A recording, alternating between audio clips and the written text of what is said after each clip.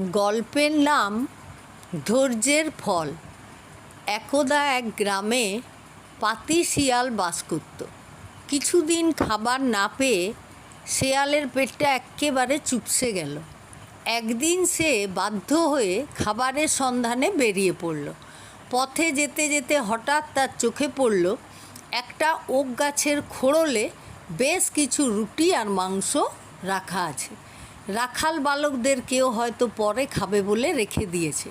পাতি শিয়ালটা ওই খাবার দেখেই খোড়লের ভেতর ঢুকে পড়ল আর গপ গপ করে খাবারগুলো সব চেটে পুটে খেয়ে নিল। ফলে তার চোপসানো পেটটা হয়ে উঠল দারুণ মোটা। এবার সে আর খোড়ল থেকে বেরোতে পারল না। অনেক চেষ্টা করেও বেরোতে না পেরে সে কেউ কেউ করে কাঁদতে লাগলো। পথ দিয়ে তখন একটা শেয়াল যাচ্ছিল। যেতে যেতে খোড়লে পড়া শেয়ালকে কেউ কেউ করে কাঁদতে দেখে বলল, কী হলো ভাই তোমার? তুমি কেউ কেউ করছো কেন?